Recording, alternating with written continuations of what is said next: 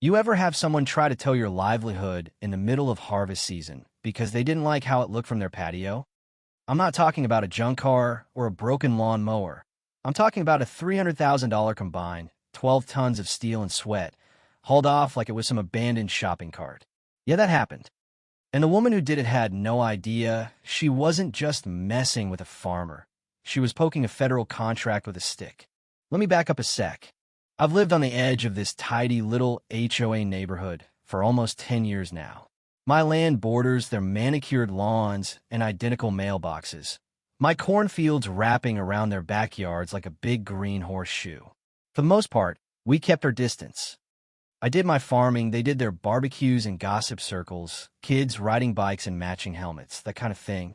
Peaceful coexistence, or at least it was until Linda got elected HOA president. Now Linda, she walked like she'd just been crowned queen of suburbia. Perfect bob haircut, neon windbreaker, clipboard glued to her hand like it was a royal scepter. The first week she got that title, it was like watching a toddler discover the light switch, on, off, just to see what she could control. First it was noise complaints about my roosters. Then she said my grain silos were a visual disturbance. Visual disturbance. Like I was projecting horror movies on her fence.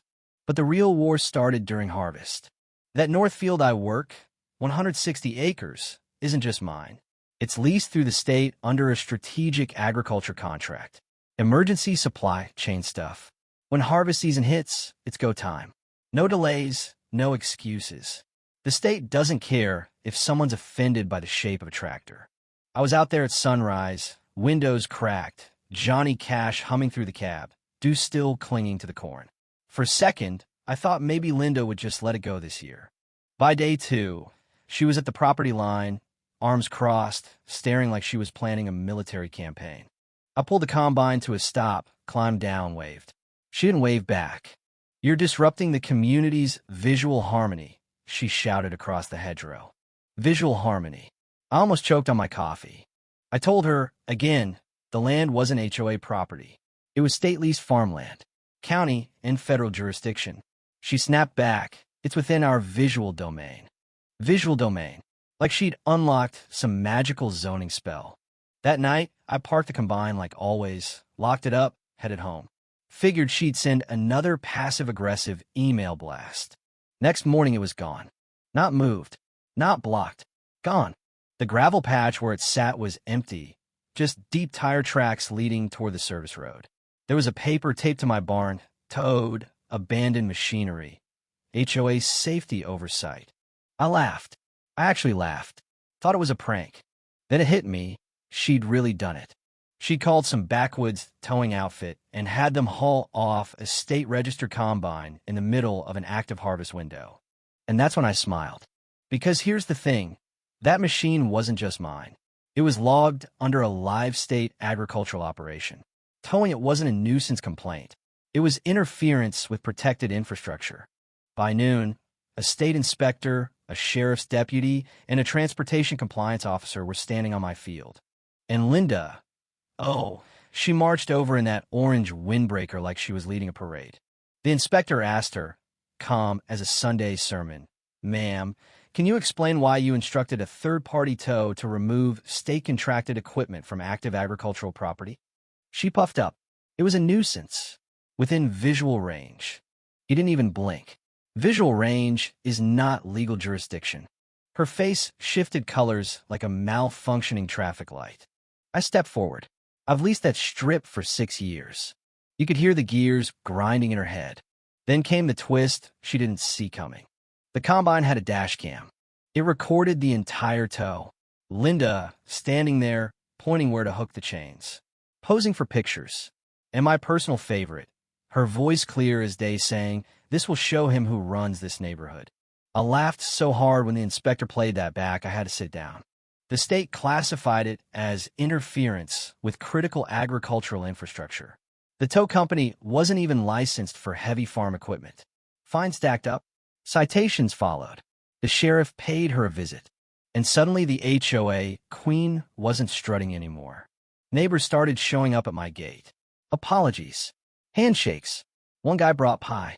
Turns out she'd used HOA funds to pay for the tow and to reimburse herself for administrative stress. You can't make this stuff up. By the end of the week, she'd been voted out. You'd think that would be the end of it. It wasn't. She tried to sue me. Emotional distress, community disruption, visual degradation. I read that letter 3 times just to make sure it wasn't satire. Here's the part she really didn't research. I'm not just some guy with a tractor. I consult on agricultural zoning law. I've worked with the regional judge on land use reform. Her lawsuit got tossed before it hit the docket. Her attorney quit, and that should have been the final nail, but Linda doubled down again. She organized a fall harmony festival at the HOA green. Food trucks, bounce houses, live band, whole redemption art planned out. Only problem? The only road into that subdivision was privately owned. By me. Tractorway. Yeah, I renamed it. Legally. Through the county. Because I own that half-mile stretch. So when festival vendors try to roll in, permit required. Agricultural transport window. Combined happened to be parked across the road unloading hay. Totally within my rights. Meanwhile, I hosted my own harvest day on my side of the hedgerow. Kettle corn popping, bluegrass band fiddling, kids climbing hay bales, sheriff eating a turkey leg by the bonfire. Families drifted over one by one. Music carried. Laughter spread. Linda stood on a half-deflated festival lawn staring at an emptied bounce house. That moment, that was cinema. But the final move wasn't the festival. It was the easement. The HOA's right to use Tractorway required renewal every 5 years. It had expired. I converted it into a gated agricultural access road. Residents could sign an agreement acknowledging it was private property, no HOA jurisdiction, and get a code. Everyone signed, except Linda. So every morning, while her neighbors drove smoothly through the keypad gate, she had to take the long gravel detour, 20 extra minutes, potholes and dust. And yes, the mailing address had to update. Every letter, every package, every delivery, Tractorway. Just to add a little poetry, I installed a custom mailbox shaped like a miniature tractor right by the gate. The mail carrier loved it. Kids took photos. Linda had to pick up her mail under a tiny red tractor flag. Eventually, her house went up for sale. Quiet listing. No open house. She took a loss. The day she left, I watched from my porch. She didn't look back. The movers followed the access agreement, got their code. She had to wait for the gate to cycle open again. As it creaked shut behind her for the last time, sunflowers were blooming in the field beyond. And here's the thing I realized through all of it. Power isn't loud. It doesn't wear neon windbreakers or send all-caps emails. Real power is knowing the boundaries, legal, personal, moral, and standing your ground quietly. Linda thought authority meant control. What she learned, too late, is that control without understanding turns into self-destruction. I didn't have to shout. I didn't have to threaten. I just had to know my land, know the law, and wait.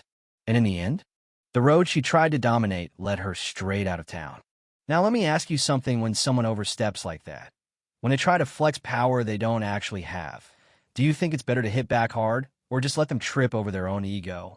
Because I'll tell you this, karma doesn't always come screaming. Sometimes it rolls in slow on Tractorway.